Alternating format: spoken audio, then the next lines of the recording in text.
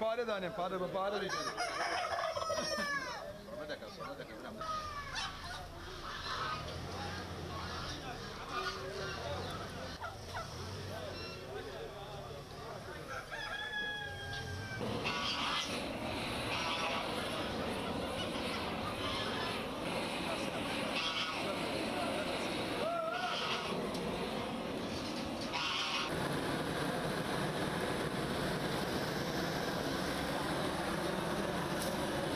ئێستا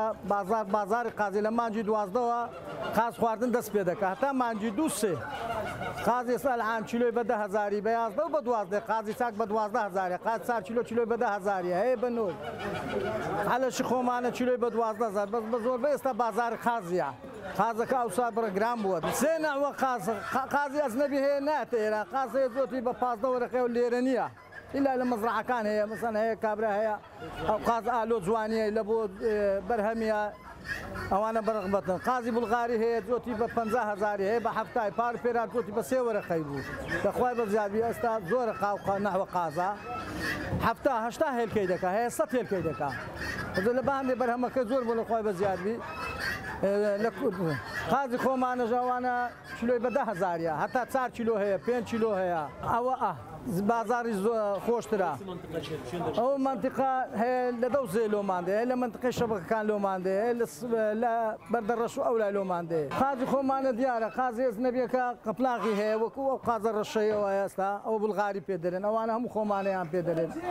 پار وەڵڵاهی هەرزاند بوو قازی 4 کیلۆی دەکری پار بە 30,000 ئەوستا قازی 4 کیلۆی لە 40,000 کەمتر نییە ڕەوازی هەیە خەرق بە زۆربەی گۆشت قازەکەی زیاتر دەکڕی گۆشت سەرمایە گۆشتی خۆشە و لەو عادی سەرمایە قازەکە گۆشتی خۆشترە عالەمەکە لە مریشی مەسلحەی ئەوە بووە ئەو سارێ جارێک 2 جار گۆشت قازەکەی دەخوا و وەڵڵاهی بە ڕۆژانە لۆماندێ ڕۆژ وایە 50 مالۆ ئێستا ئەو برادەرە وتم 150 قازە سێشەمێ بۆ ماندەینی قازانە لە لای ئەو دوی لە مەزرعەیە لە بۆ ماندێ قازی منطقەی ئەو منطقەی خۆمان منطقەی لای سماقووری دەوزێ ئەوانە ئەو گۆشتیان خۆشە قازی زۆرە لە خوای بەزیادبی لە هەموو منطقەی قازی لای شیریان و بەردەڕەش و ئەولادێ هەمووی ئاوێ قازی خۆش جومعە و پێنجشەمان ئێستا ئەوڕۆ لە خوای بەزیادبی هەرراوە لەستانێت تەماشای چاکردنەکان بکە هەمووی قازە جمعانیش هەر بەبەر ناکەوێت پێشەمانی بەبەر هەموو دێ قاس بازار قازەکەی لە خوای بەزیادبی هەمووی خۆشترە قەل و قاس قەلی خۆمانەمانە ئێستا و قەل خۆمانانە کیلۆی بە 12,000 قەلی چاکمان هەیە خصوصیەوە کیلۆی هەتا 15,000 دەڕوا حەلەشی بە سەرمایە ئێستا لە خوای بەزیادبی قەل جۆخینێکی زۆرە هەرزانە بەس هاوینان گران دەبی هاوینان کەم دەبتەوە بە هەندێک گران دەبی تا قەلی خۆمانەمانێ ئەوانە ڕووسینە لێرە بەخێو دەکرێت بەرهەمی خۆشە گۆشتشی خۆشە ڕەواجشی هەیە مەسلحەش بەس ڕەمەزانان هەیە مەسلحە دێتە بازاڕی هەموو عالەم ناتانی قەلی خۆمانە بخوا مەسلحە کیلۆ بە 10,000 و بە 9,000ەوە خۆمانە کیلۆ هەتا 17 هەتا 20 دەڕوا قەلی چاک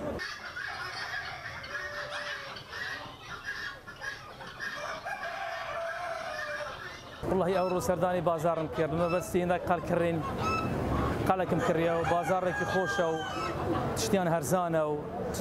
ئەشیای خوردەواری زۆرە و قەلە و قازە و زۆر سەرمان تایبەت قەل و قاز و دیگلێ کوردی مریشکەوانە زۆر سەرف دەبن من بەخۆم خەلکیاکرێن بە زۆر جار هەیە بمە سەردانی لێرە دەکەم دێم لێرە دەکڕم قەڵەکە 2 قەلە لەگە خۆم چا دەکەم دەبمەوە زیاتر لە تایبەت سستانە مانگی 1 و 2 12 و 1 و 2 هەتا 3 قەل و قاز و مریشکە کوردی سەرف دەبێت هەر جارێ بم بۆ ئێرە سەردانی لێرە دەکەم لەگە خۆ دەبم